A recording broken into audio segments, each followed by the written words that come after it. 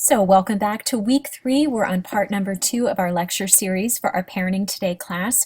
We're going to continue this discussion by exploring fetal alcohol spectrum disorder.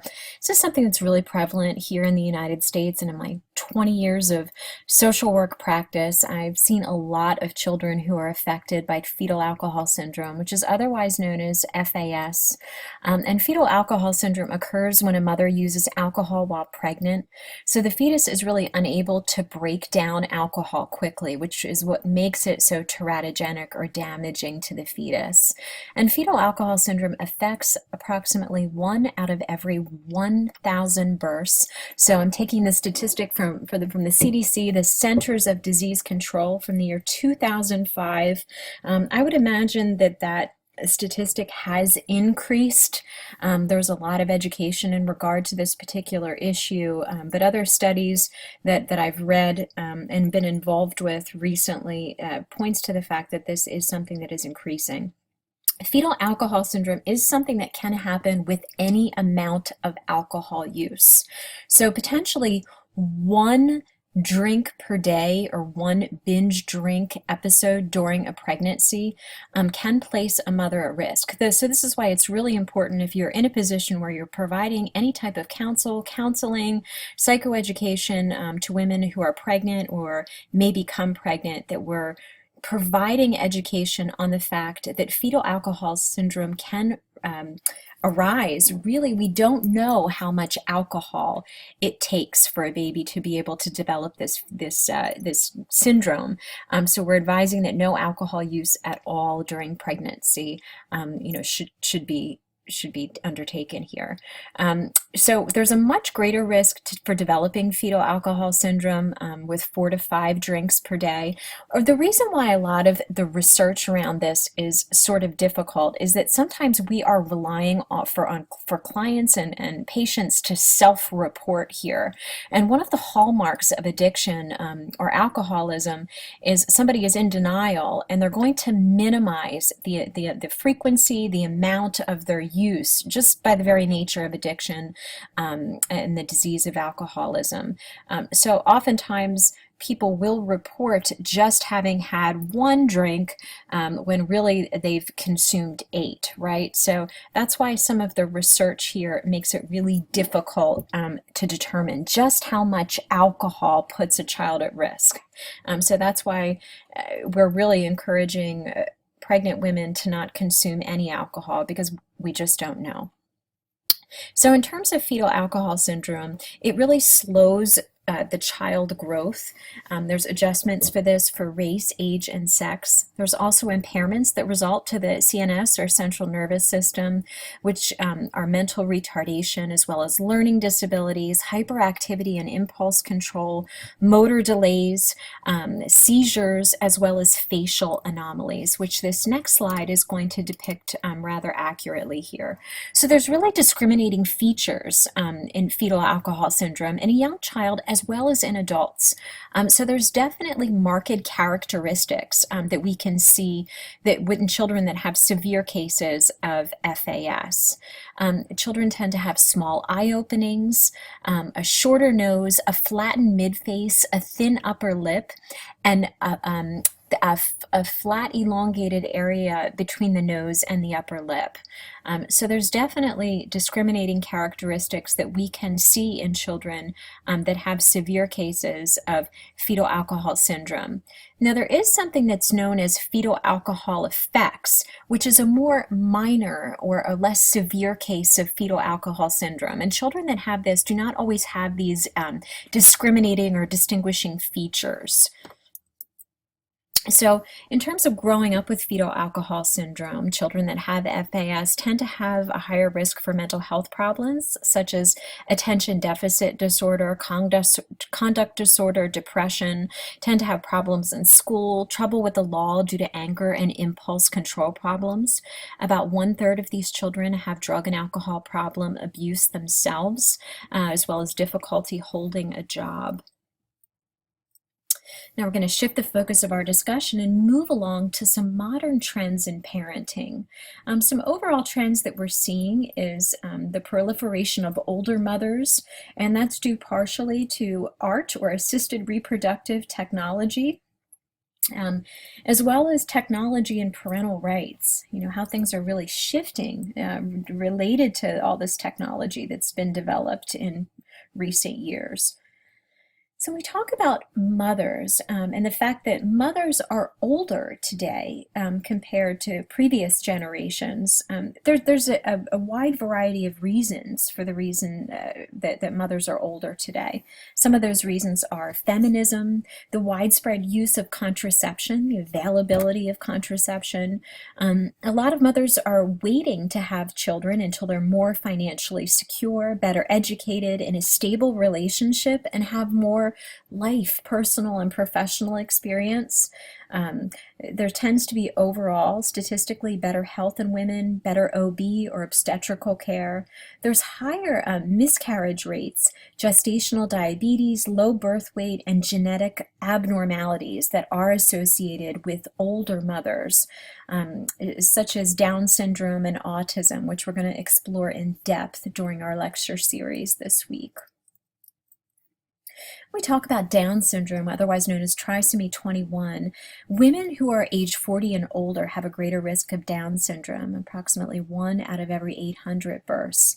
And just to refresh your memory, Down syndrome is an extra copy of chromosome number 21, and we are in March. Just wanted to make you aware, in case you weren't already, that in March is Down Syndrome Awareness Month. So on March 21st, there's an event known as Rock Your Socks Day. And so this is something that's being celebrated all around the United States, in particular, and some other areas of the world, that encourage to bring awareness to Down syndrome by wearing a pair of mismatched socks. So I encourage you to Google that, or to check in your workplace or your school, if you're going on the ground to school somewhere, to see if that's something that you could participate in. So it's a really great way to promote awareness and research in regard to Down syndrome. Again, that's Rock Your Socks Day, which is being celebrated this year and every year on March the 21st. Autism spectrum disorder is something that can tends to be prevalent among older mothers. Autism spectrum disorder is a really complex neurological disorder that typically appears within the first 3 years of life. And though every case is unique, autism spectrum disorder typically impacts the ability of a person to be able to socially interact with others. And it can, though not always, bring with it a variety of learning difficulties. Like with many other neurological disorders, cases of autism spectrum disorder really vary widely in severity. Some people with ASD develop significant language and communication difficulties before the age of 3.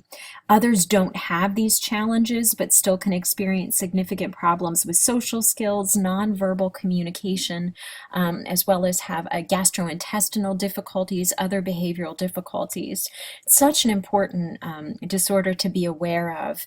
And there are whole courses here at UMUC that you could take in regard to autism spectrum disorders. Just in terms of the focus of our conversation today, we're going to focus primarily on to ASD as it relates to parents that are older. So children, again, with ASD, it's characterized by social interaction difficulties, communication problems, difficulties regulating emotions, repetitive behaviors, sometimes known as stimming. 10% have known what's known as savant qualities, or really being very brilliant in one particular area. So I really firmly believe that all children have an area of brilliance. It's just really up to us to be able to help children to be able to tap into that. There's an example here of Mr. Stephen Wiltshire, who has ASD, autism. He's on the autism spectrum. As you can see here, an immensely gifted and talented artist. He's been called the human camera because he can just replicate different scenarios here just with a pen and a piece of paper that are just mind-blowing. So it's just one of the gifts that autism can bring, although it can be something that's very challenging to work with as a parent. I'm going to shift our focus now to assistive reproductive technologies, otherwise known as ART or ART. It's known by those three different things. You may hear it referred to out in the real world. 20% of couples have infertility problems, and age is a major factor for this. The mother's age with the first child overall here in the United States is 25.2. 20% of women in the United States have their first child after the age of 35, and infertility is something that affects men and women equally. So when we talk about infertility, the definition of infertility is the inability to be able to achieve a lasting pregnancy, a viable pregnancy, after 1 year of trying. So that's the definition that most managed care companies will hold couples or women or even men to prior to approving infertility treatments or assistive reproductive technologies. So 25% of infertile cases have more than one cause. 25% of female infertility cases are due to abnormal ovulation. 25% of infertility cases are due to problems with sperm. Okay, so that deals with the quantity of sperm, the quality, and also the motility of sperm. We want to remember that the motility of sperm is the most common problem related to male infertility. And this slide right here has a graphic of intrauterine insemination, otherwise known as IUI, where we see that injected sperm is injected typically right either into somewhere along the canal, typically right into the fallopian tube or the egg. When we talk about in vitro fertilization or IVF, that's a treatment for blocked fallopian tubes. The egg is fertilized by sperm in a petri dish and implanted back into the mother. In cases of in vitro fertilization, usually more than one fertilized egg is implanted in order to increase the chances for a successful pregnancy. As a result of that, sometimes multiple births can arise. It's really important that parents are aware of that. So this right here is just a slide that's visually depicting the artificial insemination. Also, another type of ART or assisted reproductive technology is that gamete intrafallopian transfer. So that's when a woman's egg is removed, mixed with sperm, and placed immediately into a fallopian tube. And that fertilization takes place in the fallopian tube. There's also the zygote intrafallopian tube transfer, which is known as ZIFT or ZIFT, and that combines intravenous fertilization and gift, and that's when the fertilized egg is placed in the fallopian tube.